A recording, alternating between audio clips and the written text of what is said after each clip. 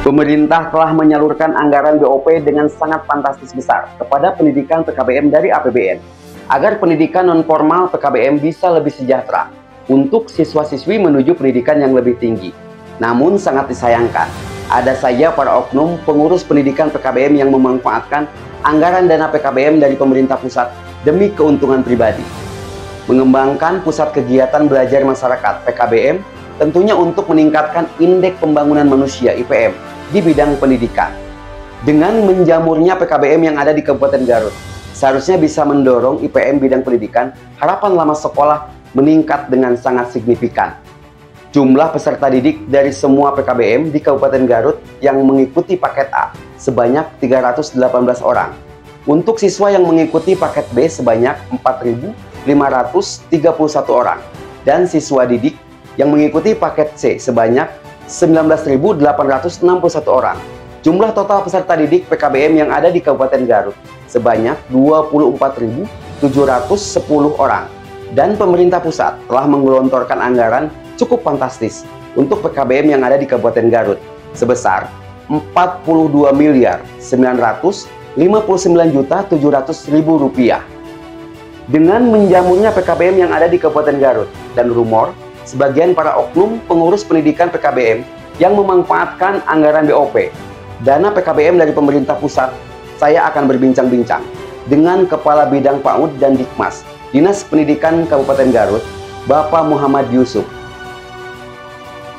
Pak Kabid, banyak informasi dan rumor tentang siswa-siswi PKBM bahwa siswa didik PKBM yang ada di Garut, banyak siswa dari luar Garut. Bahkan dari luar provinsi pun ada. Bisa ditanggapi Pak Kadif? Silakan untuk dijawab Pak Kadif. Kalau kaitan dengan ada tidak ya, kemungkinan ada saja, mungkin ada saja. Karena saya belum tahu persis di lapangan mendeteksi atau satu persatu PKBM yang di luar daerah. Tapi mendengar semacam rumor di luar, ada dari luar daerah. Kami juga sudah menghimbau kepada seluruh PKBM itu diprioritaskan kepada lingkungannya masing-masing. Sehingga keberadaan PKBM itu menjadi solusi minimal di tingkat desa masing-masing. Sehingga jangan sampai masyarakat sendiri yang dekat, misalkan yang seharusnya diantisipasi, direspon atau dimasukkan ke PKBM, malah yang dekat tidak tahu keberadaan PKBM tersebut. Ini sangat ironis sekali dengan tujuan PKBM dalam rangka, kalau dulu adalah sebagai solusi dalam rangka mensukseskan program Wajar Dikdas. Artinya diprioritaskan untuk warga sekitarnya. Tapi tidak menyalahi juga, kalau ada misalkan dari daerah ikut di satu tempat, itu tidak menyalahi dalam artian diperbolehkan. Tapi alangkah baiknya PKBM itu mengakses, merekrut warga belajar yang ada di lingkungan masing-masing supaya warga ada peningkatan pendidikan di lingkungan masing-masing. Jangan sampai PKBM banyak tapi warga masyarakat lingkungan tidak bisa direkrut, alasan kurang sosialis dan segalanya. Maka perlu daripada mengambil yang dari jauh, lebih baik diprioritaskan kepada yang ada di lingkungannya masing-masing. Dengan menjamurnya PKBM di Kabupaten Garut, tentunya diharapkan memberikan akses layanan pendidikan yang bermutu kepada warga masyarakat sekitar PKBM. Gimana bisa naik dengan signifikan IPM bidang pendidikan, harapan lama sekolah, kalau peserta didiknya banyak yang dari luar Garut? Silakan ditanggapi Pak Kabid. Kalau melihat progres IPM, sebetulnya progres rata-rata lama sekolah mungkin. Karena kalau bicara IPM itu kita bicara masalah pendidikan, kesehatan, dan juga daya beli. Tapi kalau bicara pendidikan tentu yang mendongkrak IPM itu adalah meningkatnya angka rata-rata lama sekolah. Tentu rata-rata lama sekolah ini kalau melihat progresnya sebetulnya di Jawa Barat itu paling tinggi, meningkat di Jawa Barat, Garut. Hanya melihat awalnya kita rendah sehingga tetap kita lama. Yang kedua, kemungkinan lemahnya itu pertama yang setelah mendapat ijazah itu tidak melakukan verifikasi dalam kartu KK, sehingga tetap masih tercantum seperti ijazah yang lamanya saja. Maka kami juga sudah bekerjasama dengan pihak Disdukcapil supaya ada perbaikan perpal kaitan warga masyarakat yang sudah mempunyai peningkatan atau ijazah di atasnya.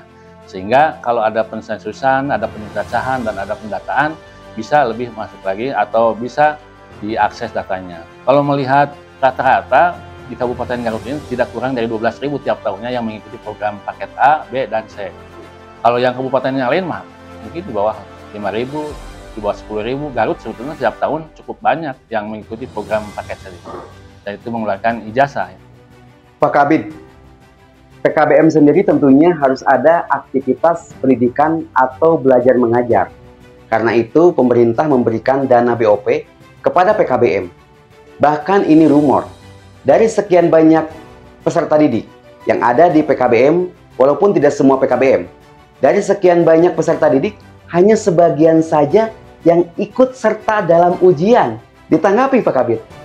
Nah, ini juga harus ditelusuri, nanti saya akan lihat apakah banyaknya itu di kelas bawah, kelas 1, 2, atau di kelas 3. Kalau di kelas 3 harusnya menjadi pertanyaan besar, kenapa tidak diikut ujiankan?